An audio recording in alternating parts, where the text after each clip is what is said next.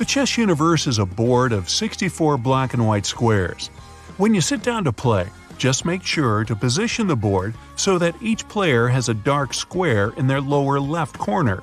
The columns that go up and down have letters from A to H, and the horizontal rows are done in numbers 1 to 8. That just makes it easier to record your moves. Then later, you can look back to see if you made any big mistakes. So there are 32 pieces in total, 16 on each side. If you're playing white, you go first. The entire point of the game is to force the opponent's king into a trap he can't escape from. That's called checkmate. Yeah, sounds simple enough, but first you have to get to him. That's something his loyal subjects don't want you to do. They'll be working on protecting their king and going after yours, all while trying to capture as many of your pieces as possible. Capture means the other person's chess piece lands on one of yours. If that happens, your piece is out of the game. Finished. Ta-ta. Bye-bye. So, take a seat opposite a friend and prepare your mind. It's time to meet the team, starting with the pawns. The 8 pawns are out in front, so you're probably going to lose some of them early in the game. Not all of them at once, of course, but someone has to kick off the action and challenge the other player to make some daring moves. But don't just throw them away. They can be really useful at blocking off paths and can even protect your king towards the end of the game. Oh, and don't worry too much when you start losing pieces. You'll be capturing plenty of your own. That's just how chess works. Pawns are the only pieces that can't go backward. They can move only 1 square forward or 2 squares forward if it's their first move of the game. Still, don't let them fool you. These sneaky little guys can capture even the toughest pieces if you play them right. When a pawn captures one of your friend's pieces, it does it with a skillfully diagonal move instead of just going forward. Also, if your pawn makes it all the way to the other side, you get to replace it with any piece you want. But getting there is not that easy. 2 rooks stand in each corner. These guys are pretty chill and can move around a bit more than pawns. They can go forwards, backwards, and sideways, but only if nothing's blocking their way. Rooks can't jump, but if your friend leaves a piece blocking their path, bam! Back in the day, these guys looked more like chariots. You can see why. Right next to the rooks are some horses, or as they like to be called, knights. They move in an L-shaped pattern in any direction they want. 2 jumps in one direction and 1 jump in the other. They're the only ones who can jump over other pieces, yours or your friend's. They can't land on a square if you've already got a piece there, but if your friend leaves a piece unguarded, bam again. After the brave and bouncy knights come the bishops. They stand on either side of the queen and king, ready to do whatever it takes to protect them. Bishops move diagonally, any direction that's open. One moves around only on the black squares, the other only on the white. And now the piece you've been waiting for, Her Majesty, the Queen.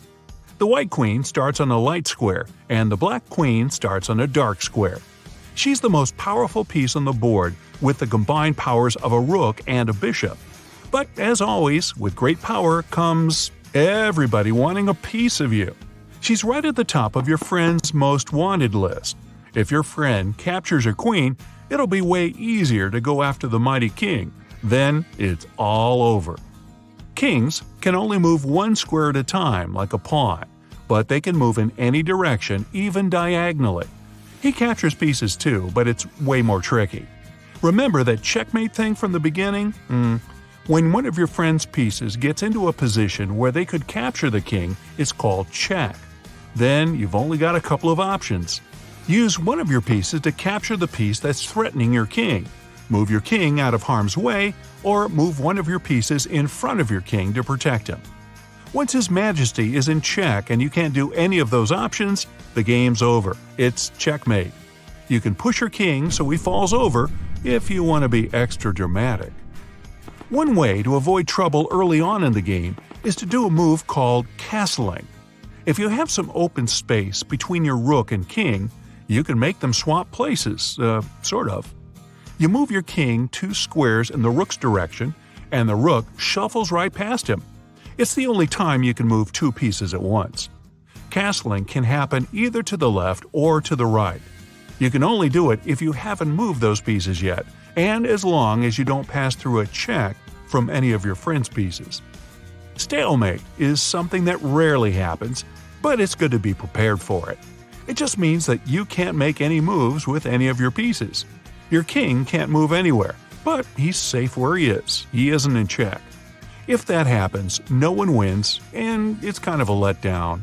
Take a few seconds and try to figure out what that would look like. Another situation where no one wins is when a game ends in a tie. It usually happens when you and your friend only have your kings left, and you're just chasing each other endlessly around the board. It might be time to start a new game, but hey, if you get to that point, you're probably not a beginner anymore. And now to answer the question everyone's been waiting for. What's this Queen's Gambit thing everybody's talking about? Only one of the oldest opening moves in the history of chess. It consists of 3 simple moves. So, white pawn moves to d4, black pawn moves to d5, and another white pawn moves to c4.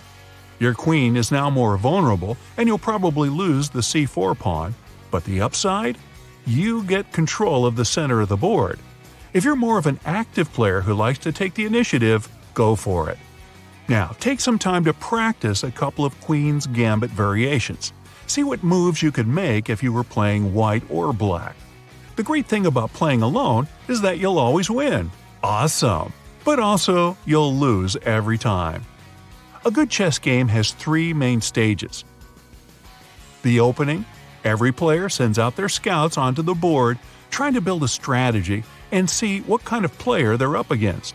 Phase 2 begins when the players start going after each other, capturing more and more powerful pieces. Phase 3 is the final stage, crunch time.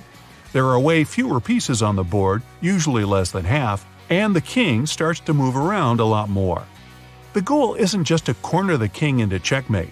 You want to capture as many of the other guy's pieces as you can, so your path to the king is more open. The more mobile your pieces are, the more powerful they are. But be careful. Good players love to leave traps for you to fall right into. They might leave a piece all alone somewhere. When you capture it with your queen, they just laugh and capture your queen. That's why chess is so popular and hard. You have to plan your path to success, but also try to predict the other guy's strategy. Whew, what a brain workout!